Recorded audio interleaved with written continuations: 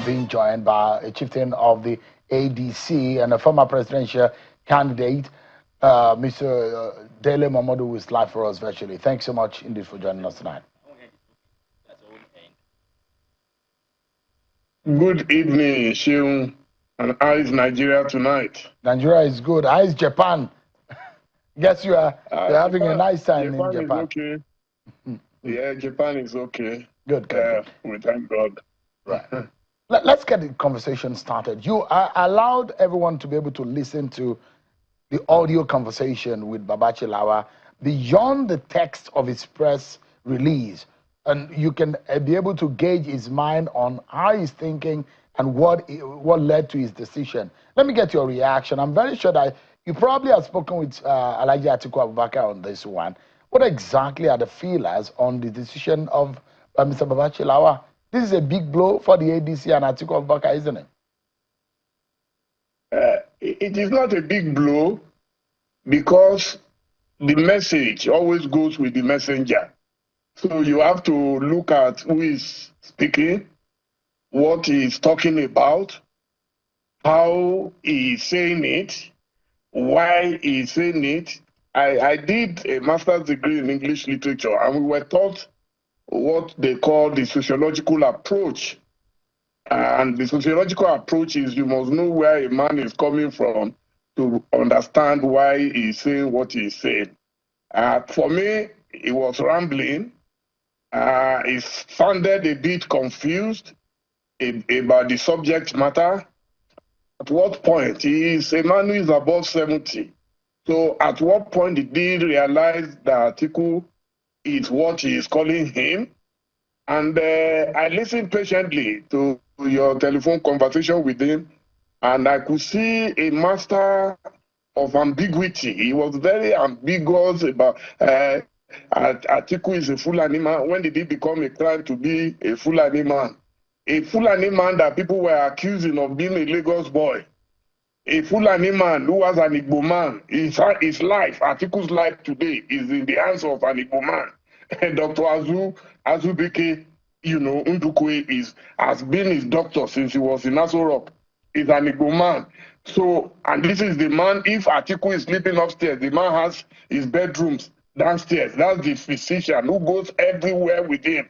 So how do you call that man a Fulani man who wants other people to die? Anybody who knows Atiku will know that he's one of the most cosmopolitan leaders we have in Nigeria today. He's one of the leaders who minds his own business. He is able to run a business. He does not live on government. He does not control any state where he's collecting dividends or whatever you want to call it. So listening to him, I feel very sad. And he's a Christian.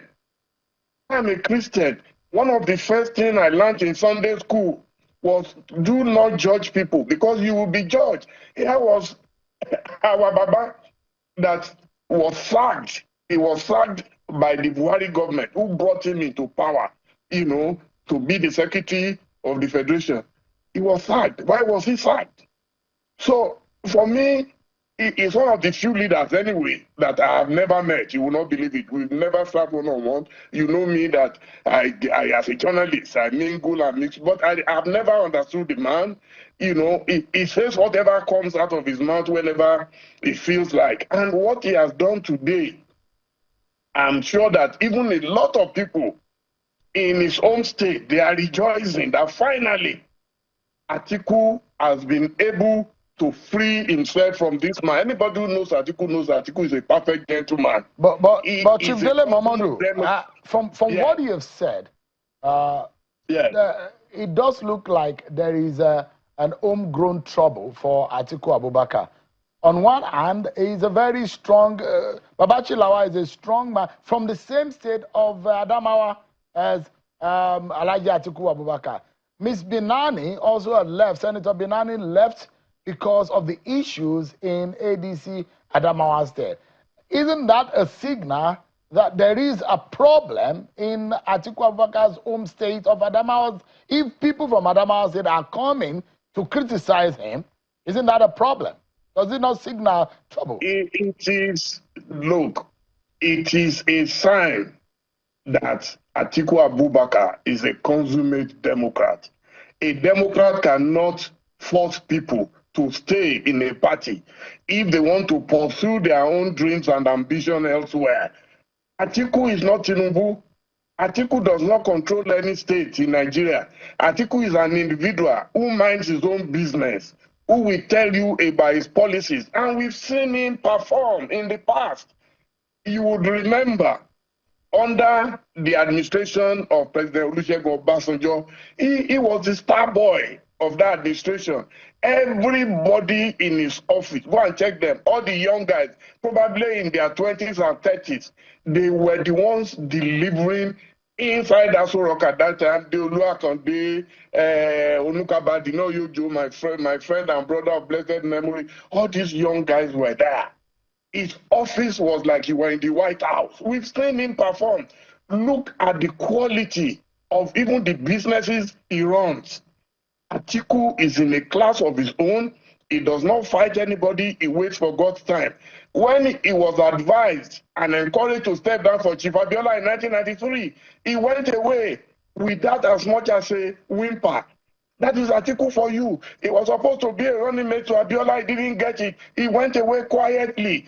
And at God's appointed time, he became vice president under Obasanjo. So if you have followed his trajectory, you can see that this is a man of destiny. And he will rather wait for God's time than be fighting unnecessary battle.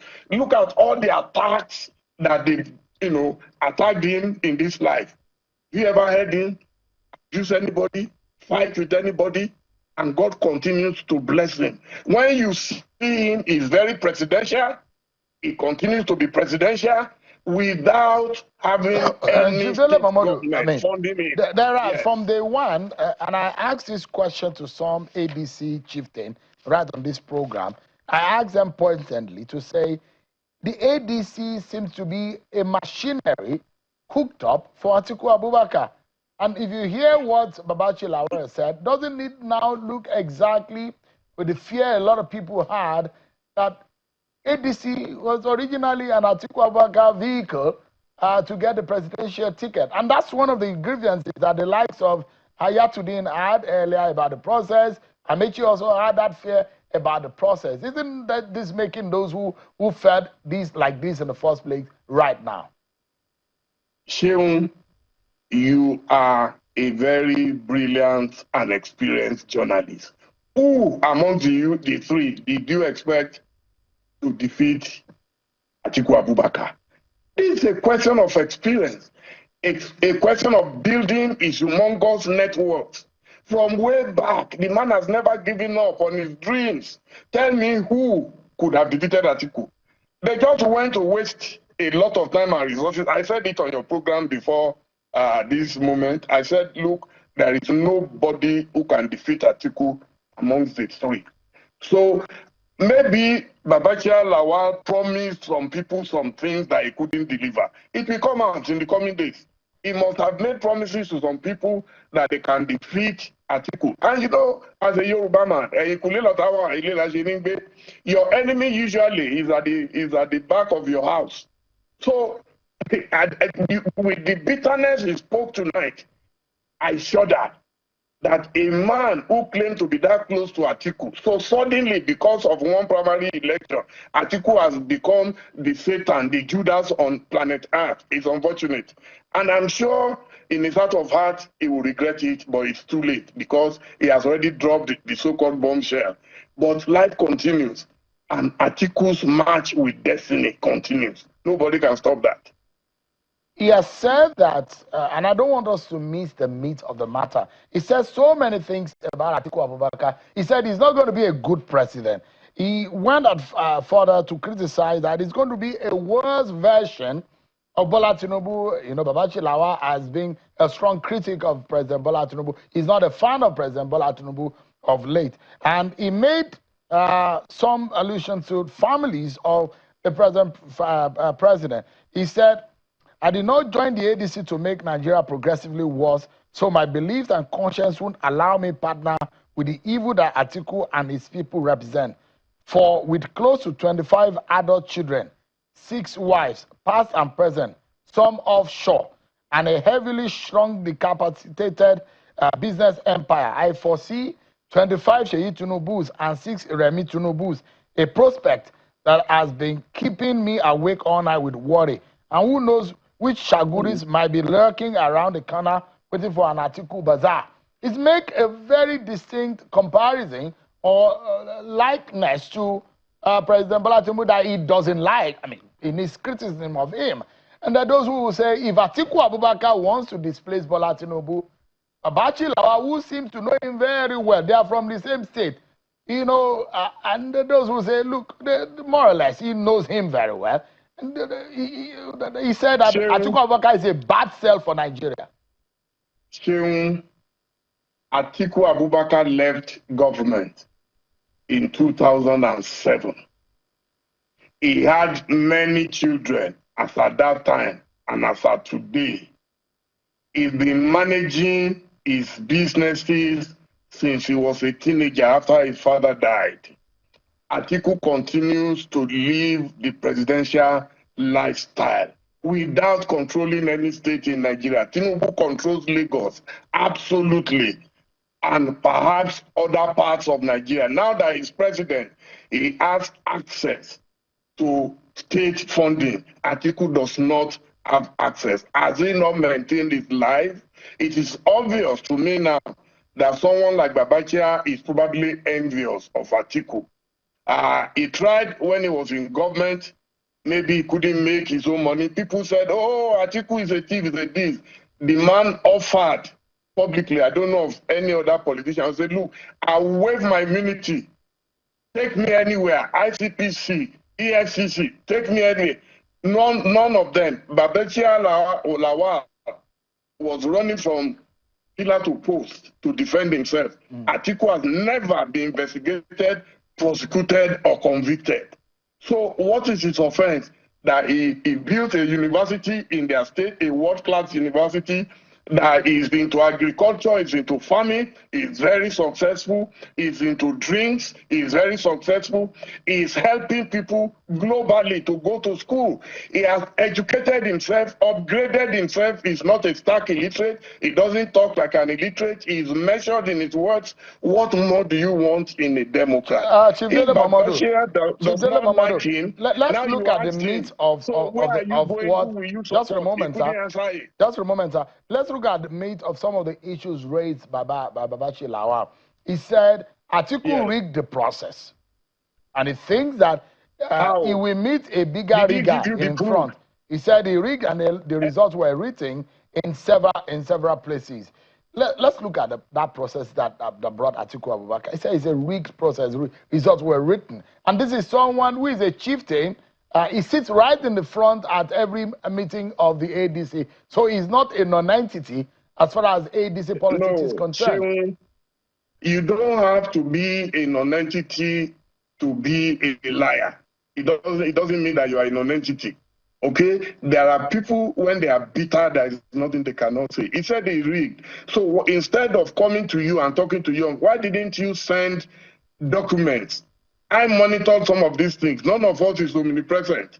None of us was present in over 8,000 locations. So if it was rigged, so why didn't he send in the evidence? It's been about a week now since this thing happened. So where is the evidence? Even one of the contestants, Alhaji Atiku, I saw him from here yesterday meeting Alhaji Ayatudin. And today Ayatudin has said, no, for the sake of Nigeria, I will not pursue this thing any further. That is what any responsible adult will do. If you have problems with your party or with any member of your party, I expect you to go and solve the problem instead of now coming and turning yourself into a master of duplicity and all that. You know, the way he talked, it shows a lot of bitterness. Chief Dele Momodu, quickly, let me ask you, Chief Dele Momodu, Atiku Abubakar has contested for the presidency multiple times over several decades. Many Nigerians, including some opposition supporters, have of the opinion, and they argue that it may be a time for a new generation of leaders. And Babachi Lawal called him the octogenarian. That how would Nigerians now settle for an octogenarian? Why should Nigerians still see Atiku as the best option for 2027? Because age, look at Atiku. Atiku even looks stronger than the man who is talking. Look at the man. For as long as God has given you life, Donald Trump and Atiku are of the same age range. The current president of Liberia, I was in Liberia recently, is doing very well. He's over 80. In fact, on the day of his inauguration, people said he's staggered. But the man has stabilized in office. Okay? All over the world, there are old people who are doing great things in power. Joe Biden, after serving Barack Obama, a much younger person, became president. There is nothing new about that. Madam Johnson Sirleaf was in Liberia, was an old woman. She performed. She's still very relevant. Baba Obasanjo is no longer president, but today is more relevant than most African presidents. So what is new about age? Is Baba Lawal praying to die before he's 80? And if his country needs him, will he say no? I don't know why people talk about age. So let's close this conversation, Chief Dele Momodu. Don't you think this is a big dent on Atiku's chances? Nothing has ever dented him. Nothing has ever dented Atiku. That's how you know a man of destiny. There is no doubt they have not thrown at him. The guy just waves it up. I think by now he has become a porcupine and nothing penetrates his body. Trust me, Atiku is focused, is resolute, and in God's time, God will give the best Democrat we have around today, will give him to Nigeria. All right. Chief Dele Momodu, publisher, I call him a former journalist, former presidential candidate, and ADC chief. So many thanks tonight for joining us to speak on this. Thank you, Sheung, and good night.